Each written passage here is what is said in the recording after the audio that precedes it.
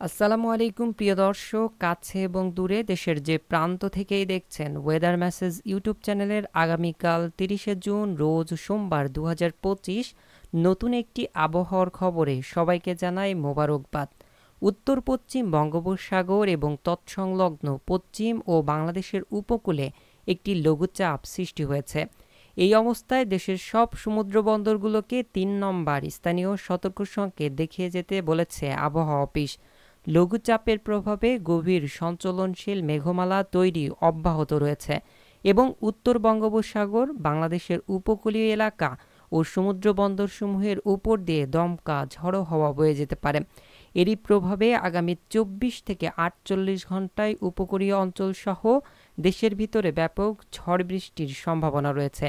ঢাকা বিভাগ থেকে শুরু করে বরিশাল, চট্টগ্রাম, সিলেট, ময়মনসিংহ, রংপুর ও খুলনা বিভাগ সহ ভারতের পশ্চিমবঙ্গ, আসাম, মেঘালয়, ত্রিপুরা রাজ্য, উত্তরের রাজ্যের আবহাওয়া পরিস্থিতি কোন কোন জেলায় কেমন থাকতে পারে বিস্তারিত জানিয়ে দিব। সম্পূর্ণ ভিডিওটি জুড়ে আমাদের সঙ্গে থাকার অনুরোধ রইল।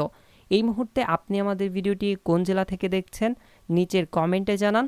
চলুন শুরু করা যাক আমাদের আজকের গুরুত্বপূর্ণ আবহাওয়ার খবর। প্রিয় দর্শক, এই পর্যায়ে আমরা সরাসরি চলে আসলাম কৃত্রিম ভূ উপগ্রহ চিত্র ও রাডার অ্যানিমেশনে। এই মুহূর্তে আপনারা দেখতে পাচ্ছেন উত্তর বঙ্গোপসাগর ও বাংলাদেশের উপকূলীয় অঞ্চলে গভীর সঞ্চলনশীল মেঘমালা তৈরি হচ্ছে। ইতিমধ্যে একটি লঘুচাপ তৈরি হয়েছে উপকূলীয় অঞ্চলে। এই লঘুচাপের প্রভাবেই এই মেঘ তৈরি হচ্ছে। মেঘের প্রভাবে দেখা যাচ্ছে বাংলাদেশের বিভিন্ন অঞ্চলে এই মুহূর্তে বিক্ষিপ্তভাবে বৃষ্টি চলমান রয়েছে।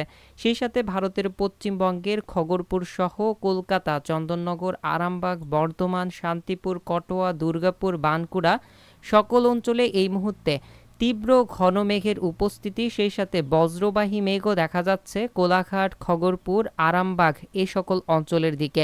এছাড়াও বৃষ্টি চলমান রয়েছে এদিকে বাংলাদেশের খুলনা বিভাগের উপকূলীয় অঞ্চল সহ বাংলাদেশের প্রায় প্রত্যেকটি সমুদ্র বন্দরে ইতিমধ্যেই 3 নম্বর স্থানীয় সতর্ক সংকেত জারি করা হয়েছে। সমুদ্র উপকূল এই মুহূর্তে ব্যাপক উত্তাল রয়েছে। প্রিয় দর্শক, আমরা দেখতে পাচ্ছি এই মুহূর্তে খুলনা বিভাগের বেশ কিছু অঞ্চলে বৃষ্টি এবং মেঘ দেখা যাচ্ছে। বিশেষ করে শ্যামনগর, শ্রীকান্তপুর, সাতক্ষীরা, খুলনা, অভয়নগর, যশোরের আশপাশে নড়াইল, অভয়নগর, মাগুরা পর্যন্ত বৃষ্টি চলমান রয়েছে। এছাড়া আলমডাঙ্গা, মেহেরপুর, চুয়াডাঙ্গার আশপাশেও বৃষ্টি দেখা যাচ্ছে।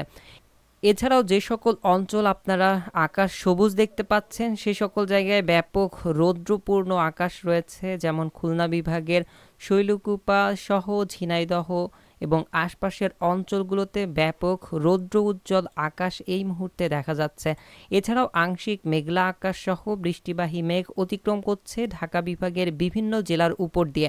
বিশেষ করে এই মুহূর্তে ফরিদপুর, শিবালয়, ধামরাইয়ের আশপাশে নগরপুর সহ মুন্সিগঞ্জ, এদিকে মাদারীপুরের আশপাশে, গোপীনাথপুর, মকসুদপুর, শিবচরের আশপাশে, কটিয়াদি, ব্রাহ্মণপাড়া, নরসিংদী, হাবিবগঞ্জ, বানিয়াচঙ্গ, ইটনা, কিশোরগঞ্জ, ভালুকা এই সকল অঞ্চলেও আংশিক মেঘলা আকাশ সহ বৃষ্টিবাহী কিছু মেঘ এই মুহূর্তে দেখা যাচ্ছে। এছাড়াও সিলেট বিভাগের বেশ কিছু জায়গার আকাশ এই মুহূর্তে আংশিক মেঘলা থেকে মেঘাচ্ছন্ন হয়ে আছে।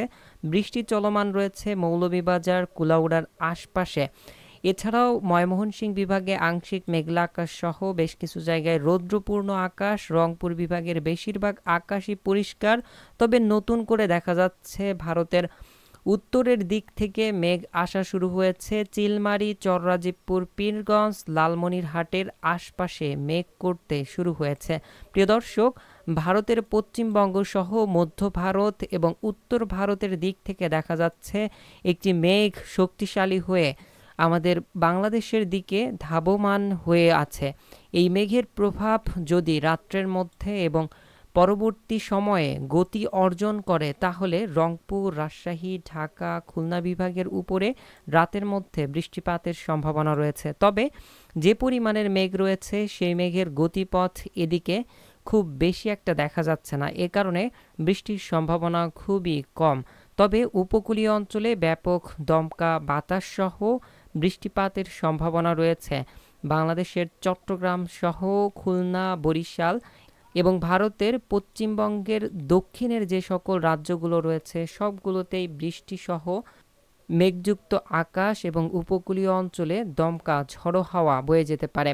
আমরা এই মুহূর্তে বায়ু অ্যানিমেশনে চলে এসেছি। বায়ু অ্যানিমেশন থেকে দেখা যাচ্ছে চট্টগ্রাম উপকূলীয় অঞ্চলে প্রায় 40 থেকে 42 কিলোমিটার, কোথাও কোথাও 45 কিলোমিটার বেগে দমকা বাতাস বইছে। এছাড়াও বরিশাল ও খুলনা বিভাগের উপকূলীয় অঞ্চলে দেখা যাচ্ছে 20 থেকে সর্বোচ্চ 26 থেকে 27 কিলোমিটার বেগে দমকা বাতাস বয়ে যাচ্ছে। প্রিয় দর্শক, এই পর্যায়ে আমরা সরাসরি চলে এসেছি বৃষ্টি ও বজ্রবাহী মোডে। ভিডিওটি রেকর্ড করার সময় বিকেল 4টে। আপনারা দেখতে পাচ্ছেন এই মুহূর্তে খুলনা বিভাগের উপকূলীয় অঞ্চল সহ মধ্য অঞ্চল পর্যন্ত যশোর জেলার আশপাশের সহ বেশ কিছু অঞ্চলে বৃষ্টি চলমান দেখা যাচ্ছে। রাত্রের মধ্যে আমরা যদি দেখি তাহলে দেখা যাচ্ছে আকাশ পরিষ্কার হয়ে যেতে পারে। রাত্রে তেমন প্রভাব আজকে নেই।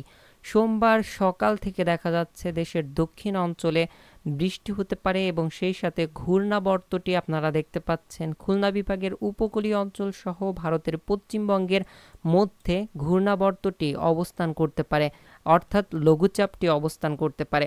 এরই ফলে আগামী 24 থেকে 48 ঘন্টার মধ্যে বৃষ্টি বাড়তে পারে দেশের উপরে।